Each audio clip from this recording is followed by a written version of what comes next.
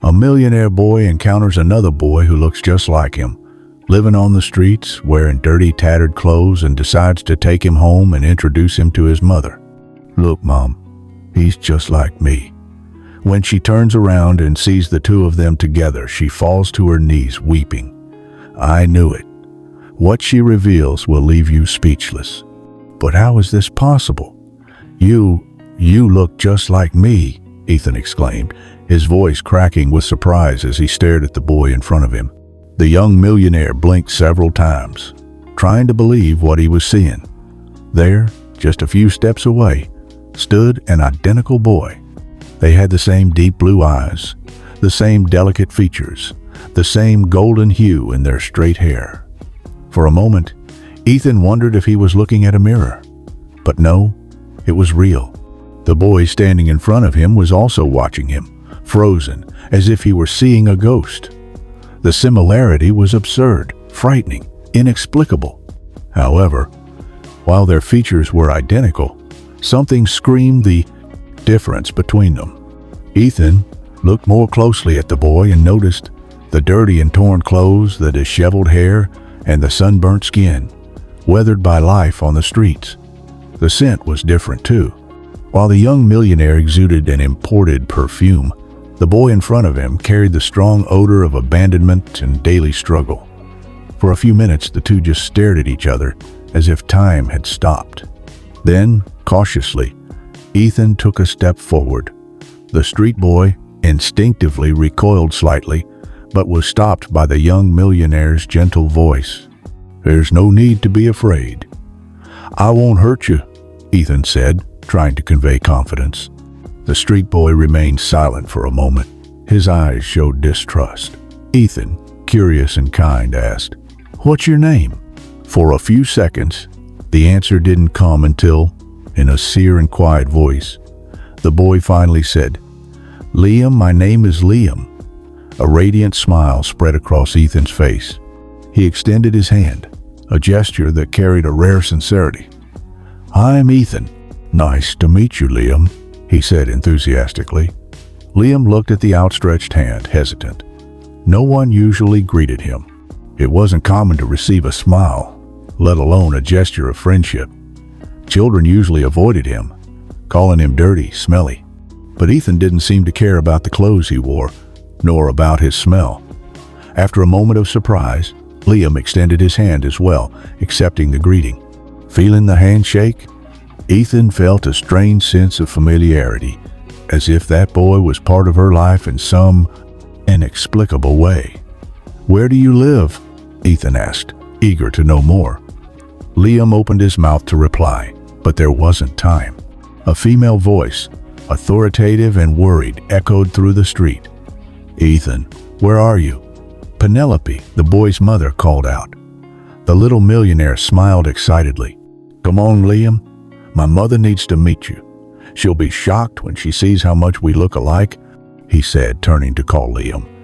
But when he heard footsteps approaching, the street boy panicked. Without thinking, he turned and dashed down the street. "Wait, don't go," Ethan shouted, running a few steps, but it was too late. Liam disappeared into the alleys. In the next moment, Isabella arrived, her face etched with worry. She found her son on the sidewalk, his eyes fixed in the direction Liam had vanished. "My God, Ethan, I've been looking for you everywhere," she said, breathless. Ethan turned, his heart still racing. "I just came outside to get some air, Mom," he replied, trying to explain. "You know I don't like you going out into the street alone," Isabella scolded, adjusting her son's small jacket. "I didn't go to the street. I just stayed here on the sidewalk," the boy assured her. Isabella took a deep breath, relenting. "All right, but let's go inside. It's time to cut the cake and sing happy birthday. Your father is waiting," Ethan grimaced. "Do I really have to go?" he asked reluctantly. "Of course you do, dear. It's your father's birthday," Isabella replied, trying to smile. The truth was that Ethan, despite being very young, already harbored unfavorable feelings towards his father. An invisible wall existed between them, built on distrust and disappointment. Still, not wanting to upset his mother, The boy accompanied her back to the party hall, but before entering, he discreetly turned to the street, looking for any sign of Liam. As they walked, Isabella commented, "Was there someone else outside? I thought I heard you talking to someone before I found you." Ethan opened his mouth to tell her about the extraordinary encounter, but he was interrupted. "Finally, where have you been?" "Everyone's waiting," said Alfonso, Ethan's father, appearing before them with a frown. The little boy just lowered his head, swallowing the urge to tell what had happened. And so the party continued. Forced smiles, automatic applause, camera flashes. Ethan participated in everything mechanically, but his mind was far away, traveling back to the magical moment when he met Liam, that boy so similar yet so different from him. Later, back at the mansion, Ethan walked through the luxurious hallways to his room. The setting was every child's dream. Video games, tablets, and toys scattered everywhere. He collapsed onto the plush bed, clutching a pillow and staring at the ceiling, lost in thought. The image of Liam wouldn't leave his head. How could someone so like him exist? Where did he live? Why were his clothes so dirty and torn like that? Meanwhile, miles away, Liam huddled on a piece of cardboard on the cold sidewalk of an alley. His eyes were fixed on the starry sky, but his mind was stuck on that strange encounter. How could there be another just like him? A boy who had everything while he had nothing. And even without knowing it, the two boys shared the same thought from that day. Would they ever see each other again? Night descended upon the city, enveloping every street, every house, and every soul in a silent, cold blanket. In the luxurious mansion where Ethan lived with his parents, the silence was broken only by Isabella's restless sighs as she tossed and turned in bed. The covers tangled around her feet as she fought a nightmare that seemed more real by the second. Lying beside her husband, the businesswoman emitted distressed murmurs. Her face, normally serene, was contorted into an expression of despair. Alfonso, bothered by his wife's constant movement, opened his eyes and let out an impatient sigh. With little finesse, he turned and shook her shoulders. "Wake up, Isabella," he said, irritated. The woman abruptly opened her eyes, gasping for breath, and sat up in bed, her hands pressed against her rapidly beating heart. "No, don't take him. My son," she screamed, her voice filled with the terror of the nightmare. Alfonso leaned forward and held her hands, trying to bring her back to reality. "Calm down, darling. Calm down. Ethan is fine. He's sleeping soundly in his room," he asserted, attempting to sound convincing. Isabella's eyes searched desperately for something to anchor her to reality. She recognized the room illuminated by the soft light of the bedside lamp, felt the touch of her husband, heard the distant ticking of the clock on the wall. Then, in a tremulous whisper, she murmured, "It was all a dream." Alfonso, already accustomed to those episodes, leaned back against the headboard and watched her, knowing the nightmare was nothing new. He waited patiently as she ran her hands over her face, trying to push away the remnants of fear. "The same dream again?" he asked in a tone somewhere between weariness and resignation. Isabella nodded, her voice breaking as she began to relate. "I was in the hospital. I was about to give birth. My belly was so big, Alfonso, it felt like it was going to explode. I saw the first baby born. I held him in my arms, felt his warmth. It was our Ethan, our prince. But I knew there was another," she said, her eyes brimming with tears. She closed her eyes for a moment, trying to hold back the tears that insisted on falling. "But when the second one was born," she continued, her voice faltering, "he was taken away. I didn't even get to see him or touch him. I just saw him being carried away." Isabella's heart clenched again, as if reliving the pain in that very instant. Alfonso sighed, struggling to remain calm. "You need to see a psychiatrist, Isabella. This isn't normal. You need professional help to erase these dreams from your head. It's the same dream every time. My love, we only had one child. You were only pregnant with Ethan." "They weren't twins," he suggested, attempting to sound understanding. Penelope, however, didn't answer immediately. Her lost gaze crossed the room while his mind traveled to the past. She remembered the pregnancy as if it were yesterday. the exaggerated size of her belly at only 6 months, the constant visits to the obstetrician, how she commented to Alfonso full of hope that she felt 2 hearts beating inside her. "I was so sure," she murmured, her voice thick with emotion. "So sure there were 2. It wasn't just a feeling. It was as if I knew them already, even before they were born." She saw herself again in that doctor's office, hearing the sonographer state that there was only 1 baby. She felt the disappointment, but also the disbelief. Until the day of the delivery, she expected 2 cries, 2 small bodies in her arms, but only Ethan came into the world. The present pulled her back when she felt Alfonso's touch. "Honey, let's leave this behind us. You'll seek help tomorrow. I'll go with you if you want," he said, trying to end the conversation. Isabella nodded with a slight movement of her head. Alfonso turned off the bedside lamp and lay down, again, falling asleep in a few minutes. But Isabella remained awake, staring at the dark ceiling. Why did these dreams persist? Why did that pain, that sense of loss never leave her? With her eyes burning with exhaustion, she promised herself that at dawn she would try to leave the past behind once and for all, and worry only about Ethan, her son, and great love, the only one she had. The following morning, the sun rose chilly, bathing the room in a soft golden light. Tired but determined, Isabella rose, dressed with her customary elegance, and kissed her sleeping husband's forehead before descending for breakfast. With everyone at the table, she asked, "I'll take Ethan to school and then head to the company." "Will you join me?" she said, adjusting her purse. As Ethan at the table finished his breakfast, Alfonso, already dressed in casual attire, smiled, though the smile didn't quite reach his eyes. "I'll be along a bit later, dear. I need to stop by my sister's house first." Upon hearing this, Ethan's expression immediately darkened. A quick, discreet frown betrayed his discomfort.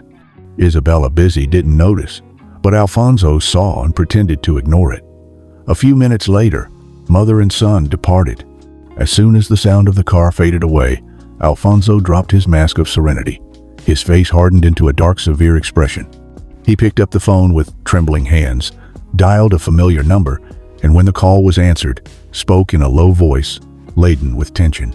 "Isabella is having these dreams about twin children more and more often. I fear she might somehow discover what happened on the day of Ethan's birth." He paused, glancing around as if fearing someone might overhear him, even though he was alone. "I'm on my way there. We need to talk. I need your help to get this story out of her head before it's too late." Without waiting for a response, he abruptly hung up the phone. Alfonso grabbed his car keys with quick movements and walked out the front door, his heart racing and his mind in turmoil. The secret he had struggled so hard to bury seemed little by little to be emerging from the depths. And if it came to light, everything he had achieved would crumble like a house of cards. A few hours later at Ethan's school, while the establishment throbbed with the rhythm of learning, the young millionaire found himself distant, lost in thought. His vacant gaze stared at the blackboard, but his mind was far away. The teacher, noticing his distraction, gently called his attention. "Ethan, is everything all right? You seem distracted today," she said, approaching his desk. The boy quickly looked up and replied, "Sorry, teacher. I didn't sleep well last night," he said, forcing a smile. The teacher, knowing him well as one of the institution's best students, simply nodded, deciding to overlook the lapse in attention. Ethan tried to refocus on the lesson, but it was like trying to hold water in his hands. The image of the previous day kept intruding into his mind. The face of the dirty boy, so identical to his own, wouldn't leave his thoughts. How could there be someone so like him? When the recess bell rang, the young millionaire got up quickly, almost running over his classmates. He was walking towards the courtyard when Hazel, his classmate and best friend, ran after him. "Ethan, wait up," she called, breathless. The boy stopped and turned to face his friend. Hazel looked at him with concern. "What's going on? You're acting strange today. You haven't even spoken to me properly. Is it because of what you saw your father doing?" she asked, lowering her voice. Ethan looked around, making sure no one was listening. He took his friend's hand and pulled her to a more private corner of the courtyard. "It's not about my father," he said, looking at the ground. It's something else, something that happened yesterday, something bizarre. Hazel's eyes gleamed with curiosity. What? Tell me, she pleaded, almost begging. Ethan took a deep breath and said, I saw a boy who looked just like me. Hazel frowned. Like a doppelganger. That's normal. My mom said everyone has several doppelgangers in the world. People who look like us, she said, trying to understand. No, Hazel, you don't understand. It wasn't just similar, it was identical. Same height, same eyes, same hair. Even the voice was similar, the boy explained. The girl's eyes widened, intrigued. Except he was all dirty. He looked like he lived on the street. Actually, I don't know if he lived on the street, but his clothes were torn. He was just like me. But it was like he was living a completely different life, like a parallel universe, you know. Ethan finished, still stunned. His friend crossed her arms and bowed her head, thoughtful. Are you sure? Exactly alike, she asked, trying to process it. Ethan nodded quickly. I am absolutely. He was identical. And what did you do? Hazel asked, intrigued. Ethan told how he had found the boy in front of the party hall, how they had tried to talk, and how Liam, startled when he heard Isabella's voice, had fled before they could exchange many words. Wait a second, Hazel exclaimed, putting the pieces together. So, you're telling me that you might have a twin brother living on the streets? Ethan scratched his head, confused. I don't know. My mom always said I'm an only child, but it's all very strange. I swear he was identical to me. Hazel, he admitted.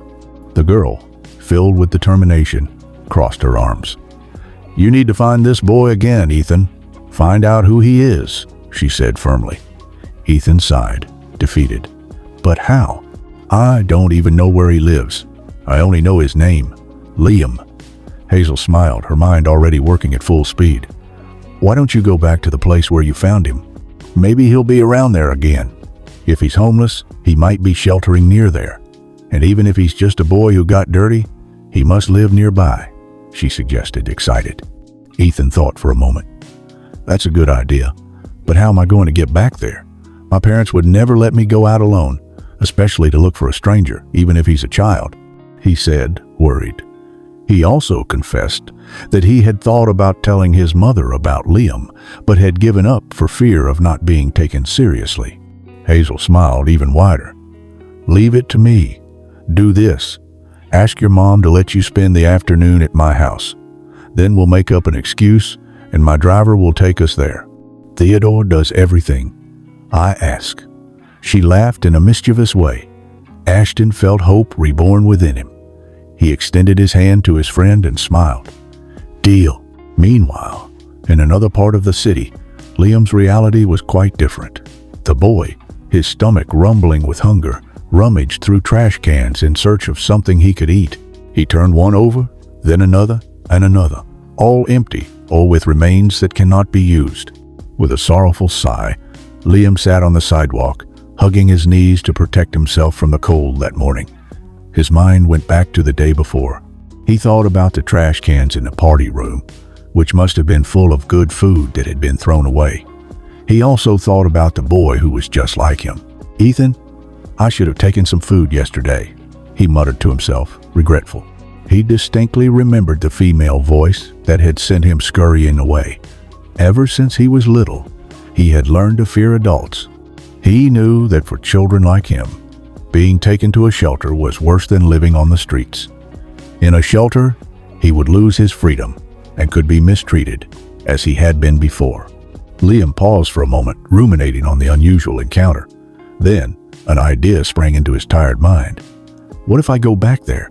Maybe there's still food in the bins, and maybe I'll see that boy again, he said to himself with a spark of hope. Hauling himself up from the ground, Liam clenched his fists and decided that he would return to the street where the banquet hall was. Something inside him told him that the encounter hadn't been just a coincidence. Something was about to happen. Back at Ethan's school, the young millionaire was anxiously watching the clock affixed to the classroom wall. Each second felt like an eternity. He mentally counted down the time until noon, the moment he would leave the room and embark on the mission he had planned with Hazel. The hand finally reached the number 12, and as soon as the bell rang, Ethan glanced at his friend, exchanging a complicated smile with her. They both quickly got up and walked together towards the door. Before leaving, the boy ran up to the teacher. "I promise I'll be more attentive tomorrow, Professor," he said with an awkward smile. The teacher smiled and nodded understandingly. At the school gate, Hazel quickly spotted Theodore's black car, her personal driver, and ran towards it. "Wait a little, Theodore. Ethan is coming to my house today. He just needs to let his mother know," she said excitedly. The driver, already accustomed to the girl's unusual requests, smiled and nodded. Hazel ran back to Ethan, who was waiting for his mother to arrive. However, it was Alfonso, the boy's father, who appeared, accompanied by Michelle, his sister. Upon seeing them, Ethan's expression automatically darkened. Something inside him stirred every time he saw Alfonso, and even more so when Michelle was around. With a fake smile, Michelle bent down, hugging Ethan tightly. "Lovely nephew, I've missed you so much. I came to pick you up from school today. Are you happy?" she said in a saccharine voice. Ethan remained rigid in the hug, not returning it. Alfonso, on the other hand, was direct and curt. "Get in the car, Ethan. I'm in a hurry," he ordered, his voice firm. The boy took a deep breath, trying to stay calm. "I'm not going," he said, facing his father with courage. Alfonso's expression tightened even further. He crossed his arms and raised his voice. "What do you mean you're not going? Your mother is in an important meeting, and I came to pick you up. Let's go now. Move. Get in the car." Realizing that the situation could get out of control and put the plan at risk, Hazel intervened quickly. "It's not like that, Mr. Alfonso," she said, smiling politely. "Ethan just meant to say that he's having lunch at my house today. We have a school project to work on together." The boy quickly agreed. "That's right, Dad." Alfonso looked at the girl with disdain, clearly suspicious. He turned his gaze back to his son and said, "I don't know. Your mother asked me to take you straight home." He paused and crossed his arms. "And another thing, I don't like this friendship you have with that girl. You should make friends with boys, play football, do boy things. You're always at that girl's house." Ethan lowered his eyes, embarrassed. Before any response could be given, Michelle placed her hand on Alfonso's shoulder and spoke with a forced smile. "Stop being so rough, Alfonso. Let the boy go. What's the harm? Besides, they're going to work on a school project. It's better to let him go." Isabella values Ethan's studies more than anything. Alfonso huffed, defeated. "All right," he said reluctantly. "What time should I pick you up?" "Hazel, ever quick," replied before Ethan could open his mouth. "No need to worry. As soon as we finish the work, Theodore will take Ethan home." Alfonso nodded slowly, still displeased. He bent down to hug his son, but Ethan only gave him a quick, unenthusiastic hug. Then he ran towards Theodore's car, where Hazel was already waiting for him. From afar, Alfonso watched the two get into the car, his face filled with disapproval. "I don't like that friendship, Michelle. When I was his age, all I cared about was playing soccer with the boys," he commented, shaking his head. Michelle laughed loudly and said, "Oh, Alfonso, please. Worried about what the child is doing? I bet those two will end up dating one day. And look on the bright side. The girl is the daughter of millionaires, too. You should be grateful. It would be bad if he were hanging around with some slum brat." She winked at him mischievously. "Now, forget about it. Let's worry about what really matters. Isabella. I'm going to talk to her and get this twin children's story out of her head once and for all. After all, am I a good sister-in-law or not?" she said, laughing. Alfonso approached and said, "The best." They got into the car, and before leaving, Alfonso commented with a sly smile, "Since I'm not taking Ethan home, we could take advantage of it to enjoy ourselves a little." Michelle leaned towards him and with a seductive look replied, "Of course, my love." They kissed, making it clear that their bond of brotherhood was nothing more than a facade. Meanwhile, in Theodore's car, Hazel and Ashton exchanged excited glances. The driver followed the usual route until Hazel leaned forward and said, "Theodore, could you change the route? Please, Take us to the Peach District's party hall." The driver looked in the rearview mirror, confused. "Your parents told me to take you home, Hazel, and you have a friend with you." The girl smiled with her persuasive manner. "Please, Theodore, I just want to stop by the hall to inquire about the date for my 13th birthday party. My parents are so busy lately, and I'd really like it to be there. You have no idea how popular that place is." Ethan looked at her in admiration, impressed by his friend's cleverness. Theodore sighed, defeated by the girl's charm. "All right, but no funny business. If I lose my job, it'll be your fault," he said, pretending to be angry. Hazel laughed and replied, "You're the best driver in the world, Theodore." Ethan smiled, relieved. But before we continue and find out if Ethan will reunite with Liam and what their true relationship is, help our channel by clicking like and tell me, would you like to have a twin? And if you did, would you switch places with him or her to play a prank on someone? Also, tell me what city you're watching this video from so I can leave a heart on your comment. Now, back to our story. Isabella was in her office, immersed in a stack of papers and documents. Her focus was entirely on scheduling all the week's activities, organizing meetings, evaluating proposals, and planning the launch of new products for her cosmetics network. As she flipped through some folders, she heard light knocks on the door. "Come in," she said, without looking up from the documents. The door opened and Alfonso appeared with a carefree smile on his face. Isabella stood up immediately, and her expression softened slightly upon seeing him. "Hi, honey," she said, walking over to him. "Did you pick up Ethan from school? Did you take him home?" Alfonso kept a smile on his face and replied, "Ethan went to a friend's house. That girl, Hazel. He said they had schoolwork to do." Isabella frowned, surprised. "That's strange. I don't remember him mentioning anything about schoolwork," she commented thoughtfully. Then she shook her head and smiled. "But that's fine. I like Hazel and her family." Following that, the naughty husband quickly changed the subject. "I brought a surprise for you," he said excitedly. "A surprise?" Isabella asked, curious. Before she could even think of any possibilities, Michelle appeared in the doorway, beaming. "Surprise?" she exclaimed, opening her arms wide. "My lovely sister-in-law." Isabella walked over to her and hugged her warmly, completely oblivious to the fact that Michelle wasn't Alfonso's sister, but his lover. "It's so good to see you, Michelle," Isabella said genuinely. Michelle smiled and without wasting a moment began to speak. "Alfonso told me you've been having a few little problems. Strange dreams, right?" Alfonso sighed and nodded in confirmation. "That's why I'm here," Michelle said enthusiastically. "You work too hard, sis, and it's affecting your mind. That's why today you're taking the day off. We're going to go out, relax, and enjoy life. And to top it all off, I booked a therapy session with a wonderful professional. You're going to love it." Isabella hesitated, glancing at the table overflowing with documents. "Oh, I don't know. I have so much work to do." Alfonso approached and encouraged her. "Forget about it today, sweetheart. I'll take care of everything. You deserve a day for yourself."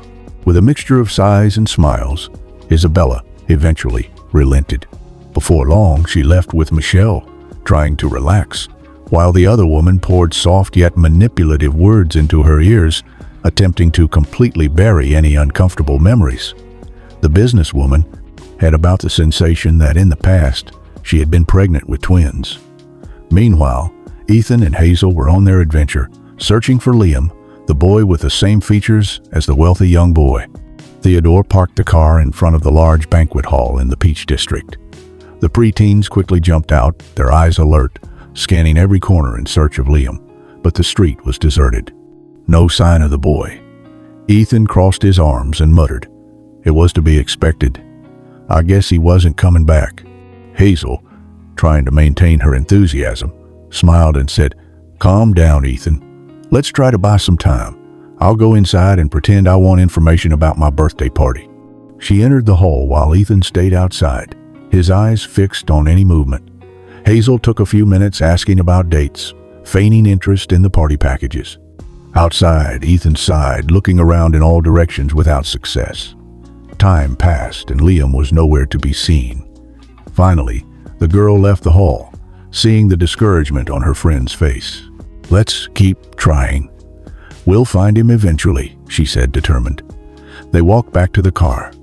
Theodore, already restless, remarked, "What took you so long?" Hazel smiled and replied, "The reception hall is so beautiful that I didn't want to leave. My party is going to be a fairy tale, Theodore." The driver chuckled and started the car. He began to drive slowly down the quiet street. Ethan rested his head against the window, discouraged. His eyes scanned the sidewalks almost automatically without hope. It was then that he saw him. "It's him," Ethan exclaimed, pointing to the end of the street where a boy was rummaging through a trash can. Hazel's eyes widened. "Soda, stop the car," she shouted. The driver brakes abruptly, startled. "What's going on?" he asked, concerned. "I forgot to ask something about my party." Hazel improvised, already opening the door and pulling Ethan with her. Theodore, astonished, watched the two of them run down the sidewalk, but didn't have time to stop them. From inside the car, he observed, frowning as he realized that they weren't going back into the reception hall, but were heading towards a dirty boy who rummaged through the trash. Ethan caught up to Liam and touched his shoulder. "Liam?" he called out, hopefully. The boy turned around, startled. For a moment, his eyes reflected fear, but upon recognizing Ethan, a spontaneous smile spread across his face. Hazel, seeing the two side by side, put her hand to her mouth in shock. "My God, you're identical," she whispered. Ethan, trying to reassure Liam, said, "There's no need to be afraid. Hazel is my friend. You can trust her." Then the young millionaire took a deep breath and asked, "Why did you run away yesterday?" Liam, ashamed, replied, "I don't like adults. Whenever they get close, they try to take me to some shelter." Ethan nodded, understanding. He didn't want to scare him. "Where do you live?" he asked. Liam shrugged. "On the street." Those words struck the young millionaire deeply. Hazel, still in shock, asked gently, "Don't you have parents?" Liam lowered his gaze sadly. "No, I was found in a trash can as a baby. Some homeless people raised me, but they died. I've been alone ever since." Ethan's heart ached. He looked at Liam and felt a connection that went far beyond physical similarity. Something there was stronger. They sat on the sidewalk, away from the bustle, trying to find a moment of peace amidst the whirlwind of emotions they were feeling. Liam, his eyes downcast and his voice choked, began to tell his story. He spoke of the cold nights, of how he had to protect himself from the rain with only pieces of cardboard. He told about the days when he couldn't find anything to eat, the times he hid to avoid being forcibly taken to shelters where he knew he would suffer even more. Ethan and Hazel, who came from completely different realities, listened in silence, their hearts heavy. The pain was almost physical. They knew that people experienced hardship, but seeing it in person right in front of them, a child like them suffering so much, was heartbreaking. With tears welling up in his eyes, Ethan reached out his hand and said, "You're not alone anymore, Liam. We're going to help you." Hazel excitedly stood up quickly and added, "That's right. You're coming with us. We'll figure something out." Liam smiled faintly, but the sad look remained. He knew that those two were just children, good children, but without the power to change what adults decided. Sighing, he said, "You can't do anything. My life is here, and it's okay. I'm used to it." Silence fell over them, broken only by the distant sounds of the city. Hazel, feeling the need to do something, reached out to try and comfort him. And that's when, through a hole in Liam's torn shirt, she saw something that made her freeze. "What are you doing?" Liam asked, startled as Hazel gently pulled at his shirt. Hazel pointed with her finger, her voice thick with emotion. "Look at that. You have a birthmark exactly like Ethan's." Ethan approached, observing closely. "It's true. I have a birthmark exactly the same, in the same place. Look here," he said, surprised, also lifting his shirt. Hazel looked at the two of them, her eyes shining with disbelief. "It can't be a coincidence. You're twin brothers. There's no other explanation." Liam's eyes widened in confusion. "Twin brothers? What are you talking about?" Ethan took a deep breath and explained. Today, before class, we were talking. We thought the only explanation for us being so alike was this, and now with this birthmark. But how? How can you be my brother, Liam? Hazel added. It's strange, because Mrs. Isabella always said she only had one child, but that birthmark, it's too much of a coincidence.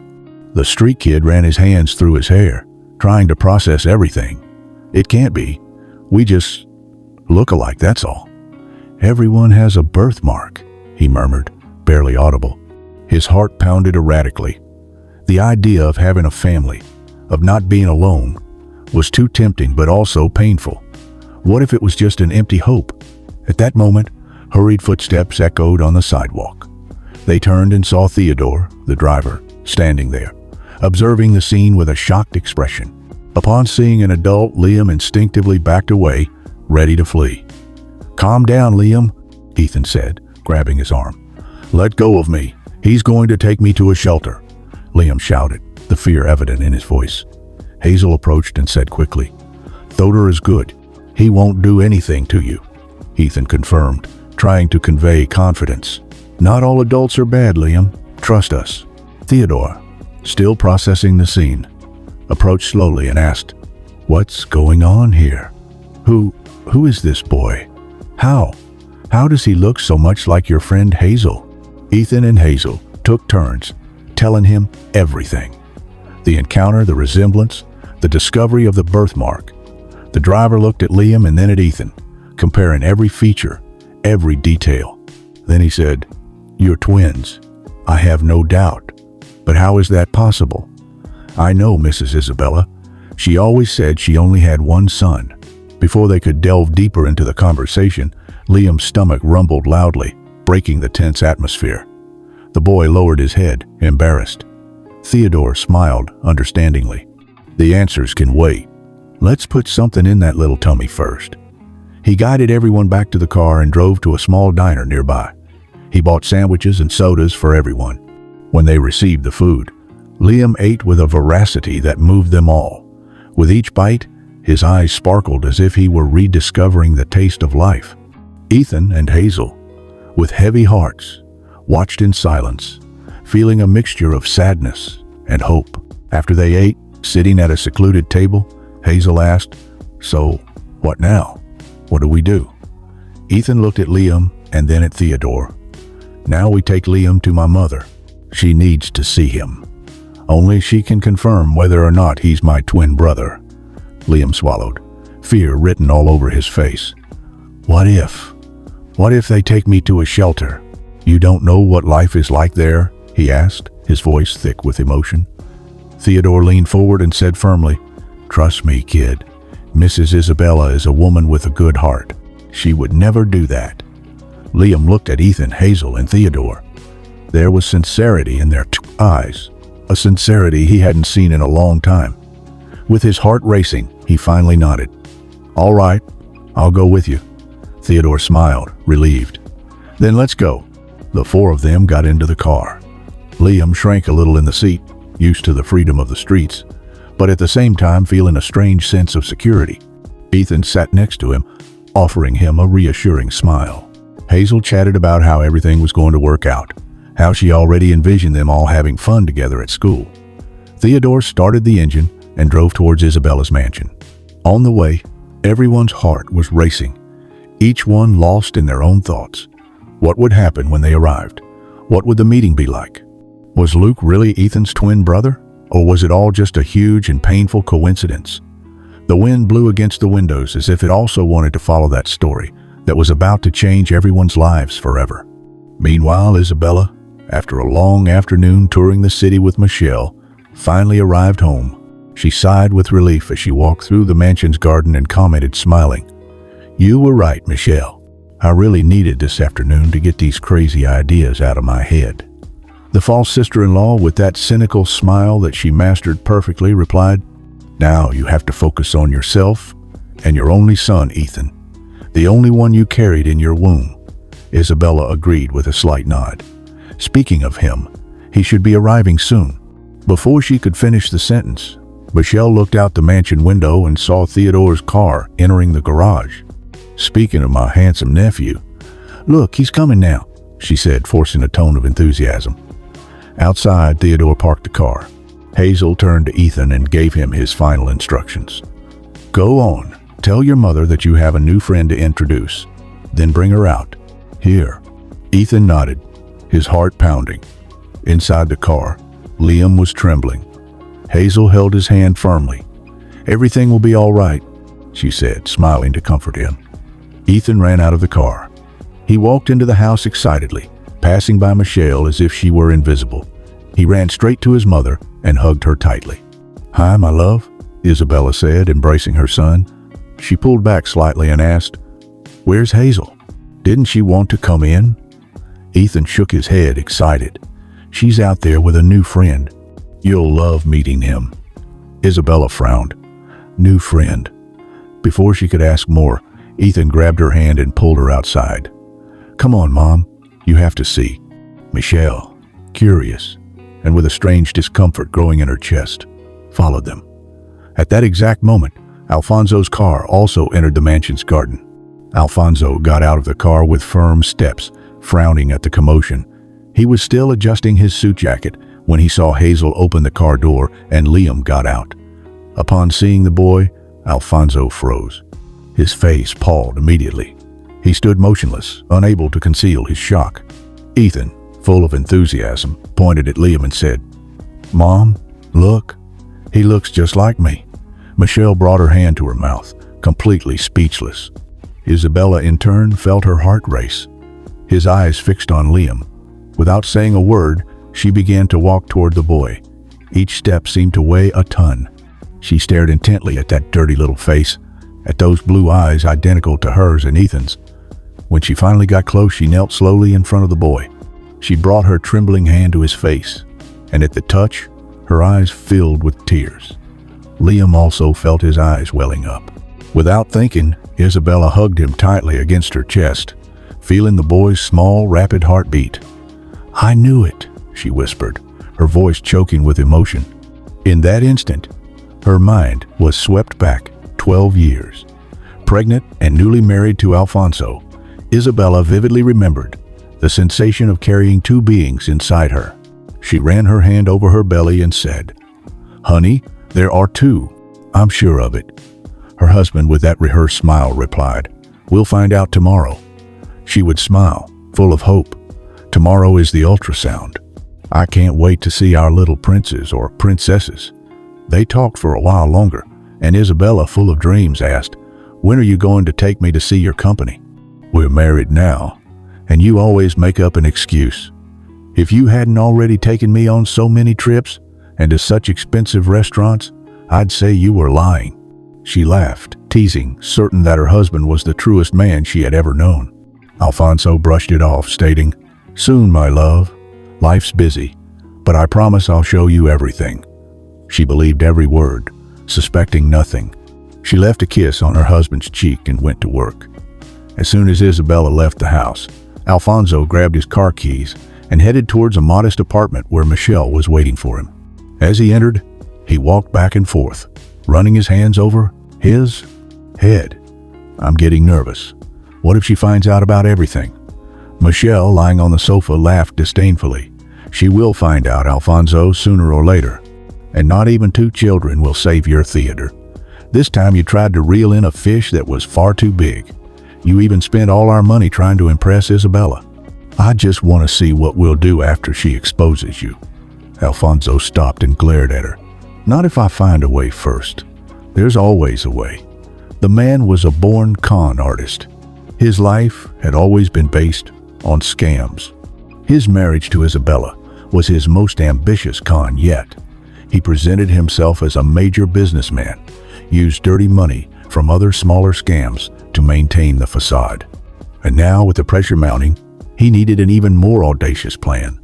And it was in this scenario that the most perverse idea arose in his mind: sell one of the babies. If there are two, why not sell one? He thought aloud. If the children took after their mother, they would be blonde with blue eyes. Children desired by many wealthy families desperate for an heir. Michelle sat up startled. Have you lost your mind? Are you trying to put a price on your own child, you maniac? Alfonso, with a cold glint in his eyes, replied, If it's to maintain this life and secure our future, it's what needs to be done. You know, I've never cared about children, Michelle. My only love is you. At the mansion's gate years later, Alfonso watched the scene of Isabella embracing Liam, feeling his throat tighten. He knew his past was about to come to light. Isabella, still completely emotional, couldn't stop hugging Liam. It was as if by touching him, she could finally fill the void she had carried in her heart for years. With each passing second, the invisible bond between them seemed to strengthen, growing in a way that words could not describe. My son, she repeated, caressing Liam's dirty face, feeling as though she never wanted to let him go again, as if the fear of losing him once more was ingrained in her soul. Liam, with tearful eyes, looked at Isabella and asked, his voice choking with emotion, Am I really your son? Before the millionaire could answer, Alfonso hurried over, visibly disturbed. What are you doing, Isabella? He asked, trying to sound composed, but the tension in his voice was palpable. She turned to him, still kneeling beside Liam, and said, Alfonso, look at him. Look, he's our son. He's the baby I always knew existed within me. See how much he looks like Ethan. Ethan, excited, moved closer, standing beside his mother and Liam. The two boys side by side with a spitting image of each other as if they were reflections. Alfonso, his face paling, tried to maintain his composure. You're mistaken, my love. This boy doesn't look like Ethan. They're completely different.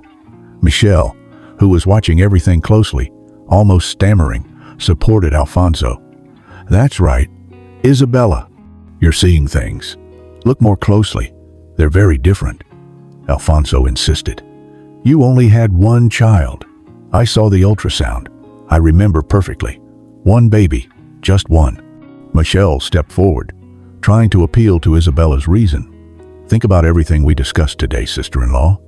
You yourself said you were getting carried away by nonsensical ideas.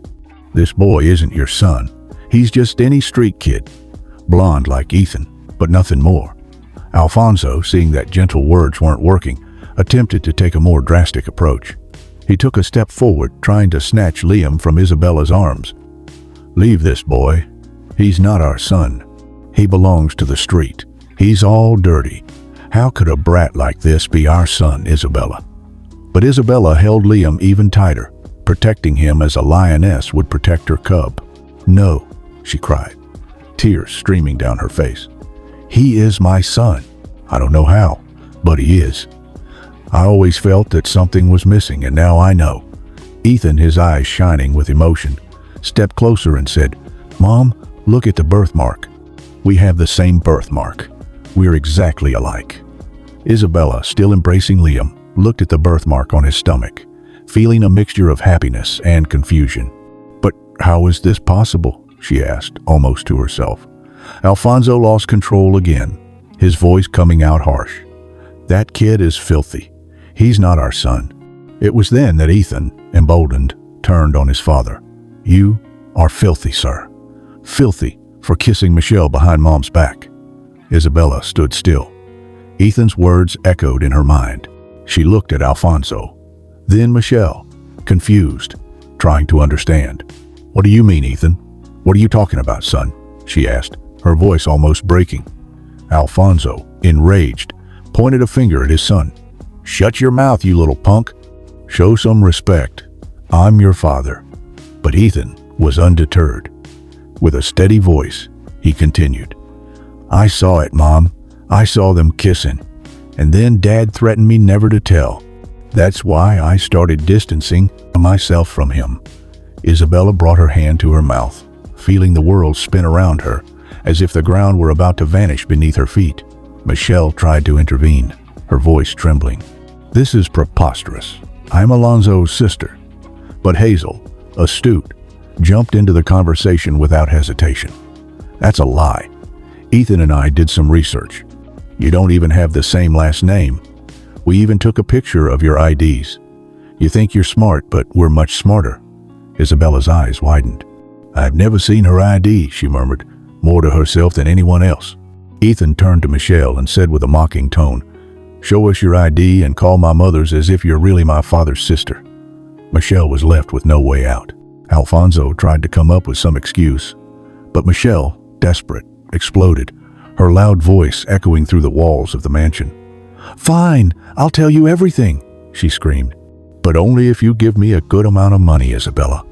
I'll tell you everything you need to know, even who this kid you're hugging really is. Give me some money and I'll tell you everything and disappear." Alfonso spun around to face her, livid. "Shut your mouth, you imbecile." Michelle, now panicking, shouted, "You're the imbecile, Alfonso. It's all your fault. If you hadn't had the dreadful idea of selling your own son, none of this would have happened." Silence fell like a bomb. Isabella stood paralyzed, feeling the blood run cold in her veins. Her heart seemed to have stopped for a moment. "Sell his own son," she repeated in shock, each word weighing heavier than the last. Alfonso looked at Michelle, then at Isabella, his eyes filled with hatred like a cornered animal. Isabella slowly stood up, still holding Liam with one arm. She walked towards Alfonso, each step heavy with pain, rage, and a cutting disappointment. "What have you done, Alfonso? What is this story about selling our son?" she asked, her voice breaking, feeling as if all the love she once held for him was disintegrating there. Faced with the cruel truth that was being revealed, the man cornered knew he couldn't hide the truth for much longer. And in that moment, the perfect life he pretended to have built began to crumble before his eyes. He tried to deny it, stammering disjointed words. But at that moment, Isabella wanted only the truth. Without a second thought, she tore a diamond necklace from her neck, worth a veritable fortune, and placed it in Michelle's hands. "Tell everything, and if you tell the truth, you'll learn much more," she said, her voice firm, staring Michelle in the eyes. Alfonso, realizing what was about to happen, tried to leap onto the false sister to prevent her from speaking, but Theodore, alert, was faster. He jumped on Alfonso, immobilizing him forcefully. Isabella looked steadily at Michelle and ordered, "Tell the truth now." Michelle, trembling between greed and fear, looked at Alfonso, who was struggling uselessly under Theodore's weight, and sighed. "Forgive me, darling," she said with false sweetness, "but you know how I love diamonds." Then the snake began to reveal the entire dark plot. She told about how Alfonso had deceived her from the start, presenting himself as a great businessman. Then she explained how he had conspired with a corrupt doctor to lie during the ultrasound, saying that Isabella was carrying only one baby. "He took you to give birth in a hospital involved in a dirty baby selling scheme," Michelle revealed. "You were drugged, and when you woke up, you believed you had only had one child." Tears ran freely down Isabella's face. The pain of knowing that her suspicions, her recurring dreams were real, tore her apart. "How? How did he end up on the streets?" she asked, her voice trembling. Michelle lowered her eyes. "Soon after the sale, there was a police raid. The buyer panicked, abandoned Liam in a dumpster to avoid being arrested. We thought he had died, but that kid seems to have done well on the streets." Isabella felt the world collapse. Her son, her little one, had been thrown away as if he were trash. "The money from the sale," Michelle continued, "was used by Alfonso to forge a front company, deceiving you and infiltrating your business." At that moment, rage consumed Isabella. She stood up and with a cry of pain and fury lunged at Alfonso, delivering slaps and punches. "You monster!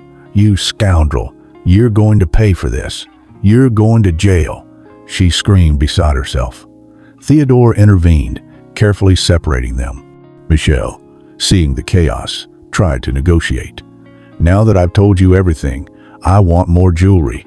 You promised. Come on, sis-in-law. How about a diamond necklace?" "I know you have a beautiful one," she demanded with greed in her eyes. Isabella, her breathing ragged, took her cell phone out of her pocket and showed it to everyone. "It's all recorded, you snake. The entire confession. Both of you are going to jail. You won't get another cent of my money, not even that necklace you're holding." Michelle was furious. "You tricked me. I told you everything. I deserve it. Isabella responded with coldness. The only thing you deserve is to rot in jail. At that moment, Michelle tried to flee, running towards the door, but before she could take 2 steps, sirens echoed in the garden.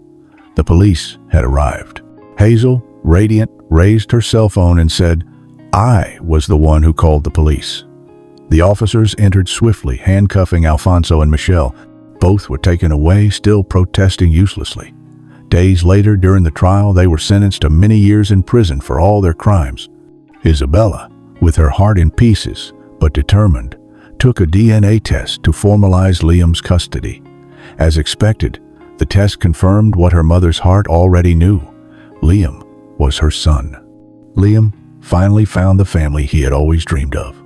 He now had a loving mother, a brother, clean clothes, hot food, and the sincere affection of Hazel, the smartest friend he could wish for. Over time, the pain gave place to hope. Isabella found love again, this time with Theodore, the man who had always been by her side in the worst moments, showing that true love is not based on appearances or status, but rather on truth and transparency. The new family lived happily, overcoming every obstacle with love and courage. And Isabella more than ever proved to the world that a mother's heart is never wrong, because she always knew that there was another son in the world. Comment Ethan, Liam, and Hazel, so I know you made it to the end of this video. And I'll leave a lovely heart on your comment. And just like the story of the twin brothers, I have another much more exciting story to share with you. Just click on the video that is now appearing on your screen and embark with me on this new narrative. A big kiss, and I'll see you there.